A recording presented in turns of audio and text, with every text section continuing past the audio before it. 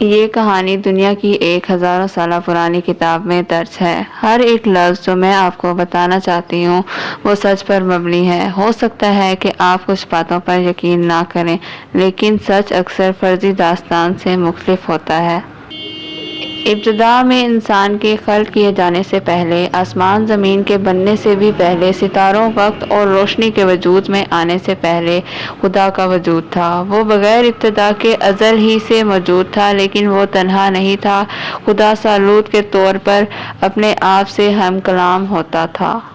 لیکن خدا اپنی زندگی بانٹنا چاہتا تھا۔ وہ دوست اور پڑوسی بنانا چاہتا تھا۔ بائبل بیان کرتی ہے کہ خدا نے شروع میں بے شمار قسم کے فرشتوں کو خلق کیا تاکہ وہ اس کے تخت کے گرد اس کی حمد کریں، لیکن ان میں سے ایک، جو لوسفیر کہلاتا تھا، اس نے 1/3 فرشتوں کے ساتھ بغاوت کی۔ خدا نے ان سب کو آسمان سے گرا دیا اور لوسفیر کا نام بدل کر شیطان رکھ دیا، لیکن یہ کہانی فرشتوں کی نہیں، بلکہ اس میں خدا کا انسان کے ساتھ کام کرنے کا ذکر ہے۔ ابتدا میں خدا نے زمین اور آسمان کو بنایا، اور زمین ویران و سنسان تھی، اور خدا کی روح پانی کی سطح پر جنبش کرتی تھی۔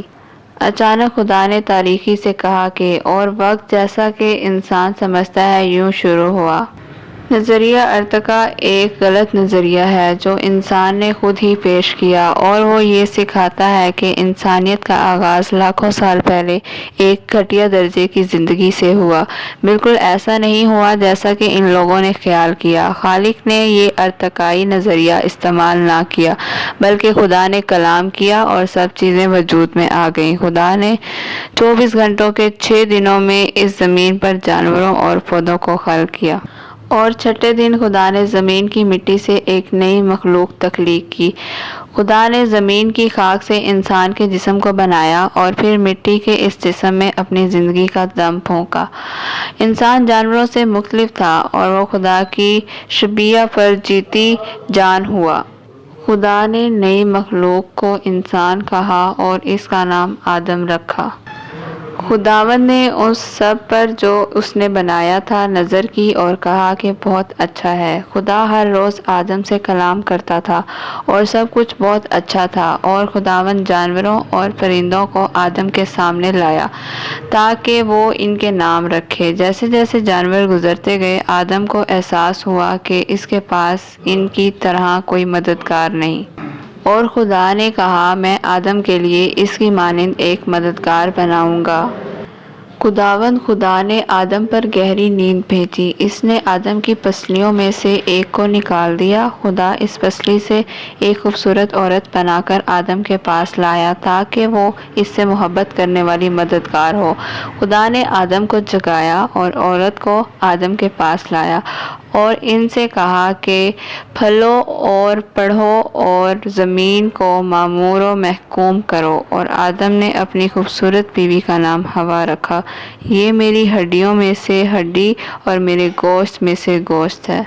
آدم اور حوا دونوں ننگے تھے، لیکن وہ دونوں بچوں کی طرح اپنے ننگے پن سے ناواقف تھے۔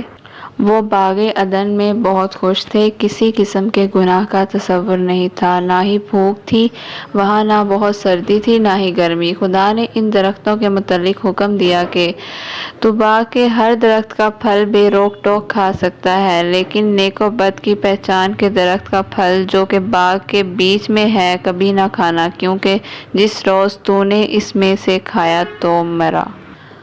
خدا نے ایک خوبصورت باغ بنایا اور آدم کو اختیار دیا کہ اس پر اور دنیا پر حکمرانی کرے۔ اس باغ میں 2 بہت خاص درخت تھے، زندگی کا درخت اور نیک و بد کی پہچان کا درخت۔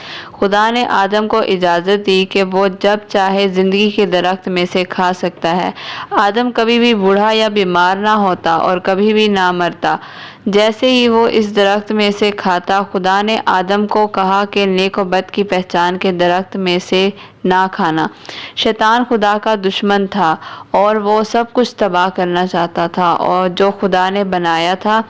اسے ہوا سے بات کرنے کے لیے کسی ذریعہ کی ضرورت تھی، لہٰذا اس نے خوبصورت مخلوق کا روپ دھارا اور اس کے منہ سے بات کی۔ کیا خدا نے کہا ہے کہ تم باغ کے ہر درخت کا پھل نہیں کھا سکتے؟